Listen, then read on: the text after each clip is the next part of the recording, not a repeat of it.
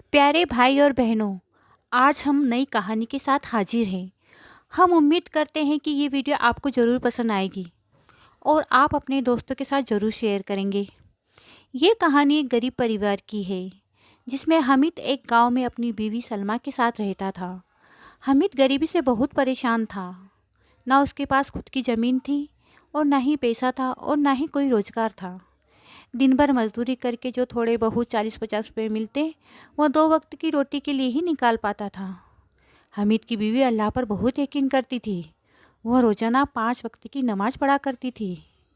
एक दिन जब नमाज पढ़कर खड़ी होती है, तब हामिद बोलता है, अरे सलमा, तुम्हारी खुदा को मानने और 5 टाइम की नमाज पढ़ने का कोई फायदा नहीं है।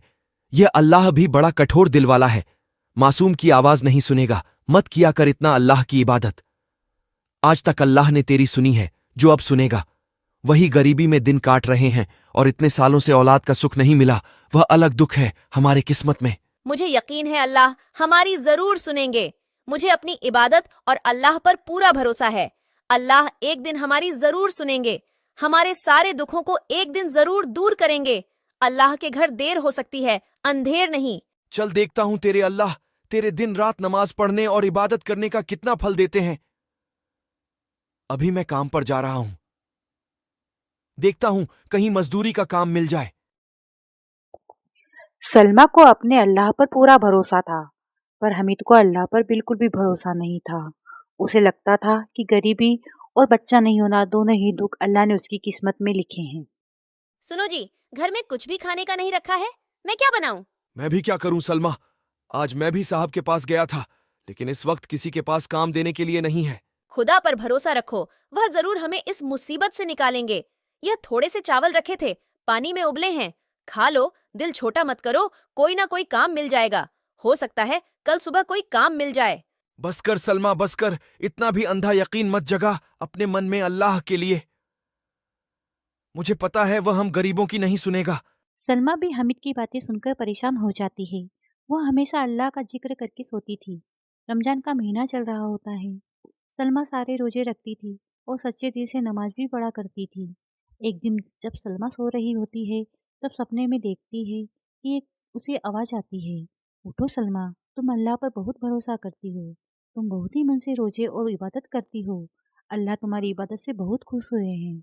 अब तुम्हारी सारी परेशानी दूर होने वाली है। सुनो, मैंने सपने में देखा कि बहुत ही जल्दी हमारी सारी तकलीफ दूर हो जाएगी। सलमा, वह सपना है और सपने कभी सच नहीं होते।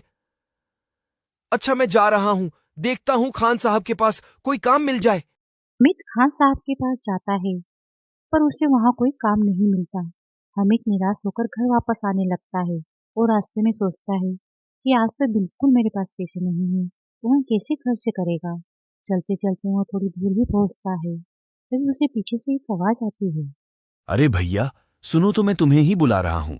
जी बोलिए, क्या काम है? जब तुम खान साहब के पास काम मांग रहे थे, मैं वहीं पर बैठा था और तुम्हारी बातें सुन रहा था। मैं तुम्हारे जैसे ही किसी व्यक्ति की तलाश में था। बेटा, क्या तुम मेरे लिए काम करना चाहोगे? मैं तुम्हें अच्छे दाम दूंगा। क्या नाम है? हाँ, मेरा नाम हामिद है। मुझे अभी पैसों की बहुत जरूरत है। आपकी बड़ी मेहरबानी होगी। अगर मुझे कोई काम मिल जाए तो बताइए ना। मुझे क्या करना होगा? मैं बहुत बूढ़ा हो चुका हूं। कुछ सालों से मेरी इच्छा थी कि मैं मक्का से जमजम का पानी लाऊं और यहां जरूरतमंद लोगों को मस्जिद में दूं, पर मेरी उम्र इतनी हो चुकी है कि मैं थोड़ा दूर भी चलकर थक जाता हूं। क्या तुम मेरे लिए मक्का की जियारत कर सकते हो और वहां का पानी भरकर ला सकते हो? यदि हां, तो मैं तुम्हें इस पूरे काम के लिए 1 लाख रुपए दूंगा। बूढ़े व्यक्ति की बात सुनकर हामिद को 2 मिनट के लिए यकीन नहीं हुआ कि अचानक 1 लाख रुपए कमाने का उसे मौका मिल गया। उसने सपने में भी 1 लाख रुपए कमाने का सोचा नहीं था। हामिद ने बूढ़े व्यक्ति को एकदम हाँ कह दी, क्योंकि उसे पता था कि वह इस वक्त गरीबी और लाचारी में किस तरह से दिन काट रहा है। उसके पास कोई काम नहीं था। ठीक है बाबा, मैं आपका काम कर दूंगा। मैं मक्का से जमजम का पानी ले आऊंगा। ठीक है, तुम कल सुबह ही मक्का के लिए निकल जाओ। फिर जब तुम वापस आओगे तो मैं तुम्हें पूरी रकम दे दूंगा। ये कुछ पैसे रखो, रास्ते में तुम्हारे काम आएंगे। बूढ़े व्यक्ति को मक्का से जमजम का पानी लाने के लिए हाँ बोलकर हामिद घर आ जाता है और सलमा को यह सब बताता है। सलमा भी ये बात सुनकर बहुत खुश होती है और हामिद के जाने की तैयारी करती है। अगले दिन सुबह हामिद मक्का के लिए निकल जाता है। वह तो सिर्फ इसी इच्छा से पानी लेने जा रहा था, जैसे ही वह जमजम का पानी ले आएगा उसे रकम मिल जाएगी जिससे उसकी गरीबी दूर होगी। हामिद मक्का पहुंच जाता है और जमजम का पानी भर लेता है। हामिद अकेले ही मक्का के लिए निकला था, इसलिए जब वह अकेला आ रहा होता है तो रास्ते में उसे बहुत से लोग मिलते हैं जो अल्लाह की इबादत कर रहे होते हैं। हामिद भी अल्लाह की इबादत करता हुआ वापस आ रहा होता है।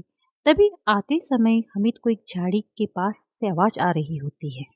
बहुत प्यास लगी है, बहुत प्यास के मारे मेरा गला सूख रहा है, कोई मेरी मदद करो। अरे आप कौन है बाबा, और यहां कैसे, वह भी इस हालत में? यही पास के गांव में रहता हूं। मेरी आंखें नहीं है बेटा, मैं देख नहीं सकता। भोजन की तलाश में गांव से दूर निकल आया और रास्ता भटक गया। मुझे बहुत प्यास लगी है बेटा, 2 घुट पानी पिला दो, अल्लाह तुम्हारा भला करेंगे। हामिद मन में सोचता है, मैं क्या करूं, मेरे पास पीने का पानी नहीं है, बस यही जमजम का पानी है जो इस बूढ़े बाबा के लिए लेकर जाना है।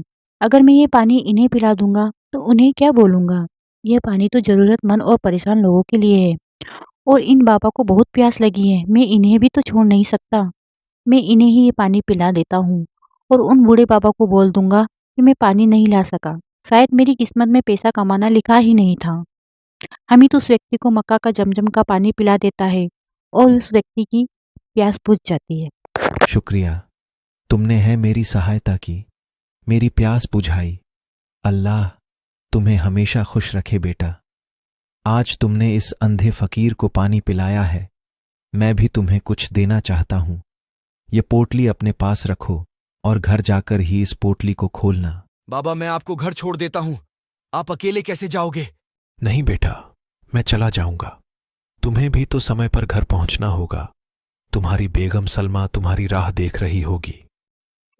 हामिद अपने घर की तरफ चल पड़ता है। रास्ते भर हामिद यही सोचता है कि वो बूढ़े बाबू को क्या जवाब देगा। रमजान का भी आखिरी दिन है, दोबारा पानी लेने नहीं जा सकता, वह ईद पर नहीं पहुंच पाएगा। वह मायूस हालत में गांव पहुंचता है और खान साहब के पास जाता है और पूछता है, खान साहब, जब मैं उस दिन आपसे काम मांगने आया था तो यहाँ एक बूढ़े बाबा बैठे थे, क्या आपने उन्हें कहीं देखा है?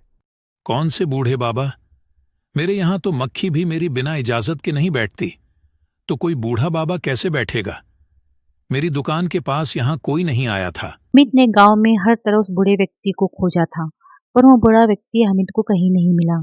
हामिद निराश होकर घर पर आ गया। घर जाकर उसने अपनी बीवी को सारी बात बताई। सुनो जी, आपने जिन बाबा को जमजम का पानी पिलाया था, क्या उन्हें मेरा नाम बताया था? अरे मैं तो उस बाबा को तुम्हारा नाम नहीं बताया था, फिर भी उन्होंने कहा कि तुम्हारी बेगम सलमा तुम्हारी राह देख रही होगी। इतना कहा और यह पोटली दी और इसे घर जाकर ही खोलने को कहा। यह सब क्या हो रहा है? आप पोटली खोलकर देखो क्या है इसमें, और बाबा ने कि आपको क्यों दी है? हामिद पोटली खोलकर देखता है तो उसे 1 लाख रुपए मिलते हैं। उसने सोचा, इतनी रकम तो उस बाबा ने मक्का से जमजम पानी लाने के लिए मुझे बोली थी। आज मैंने उस बाबा को पूरे गांव में ढूंढा पर वह नहीं मिले। आप अभी भी नहीं समझे, पर मैं पूरी बात समझ गई। यह सब हमारे अल्लाह की मेहरबानी है। आपने भले ही खुदा पर कभी भरोसा नहीं किया, पर आपका भोलापन देखकर अल्लाह ने उसका फल दिया है आपको। यह सब अल्लाह का करिश्मा है। आपने जरूरतमंद की सहायता की और अल्लाह ने आपकी इम्तिहान लिया जिसमें आप खरे उतरे। हमें अल्लाह का शुक्रिया करना चाहिए जिन्होंने फरिश्ते को भेजकर हमारी गरीबी दूर की। हाँ सलमा, यह तुम्हारी अल्लाह की इबादत करने का सवाब है। तुमने हमेशा सच्चे मन से उनकी इबादत की, इसलिए उन्होंने तुम्हें इसका फल दिया। आज से अल्लाह पर मेरा भी पक्का यकीन बन गया है। हे खुदा, मुझे माफ करना। वीडियो को लाइक एंड सब्सक्राइब करो।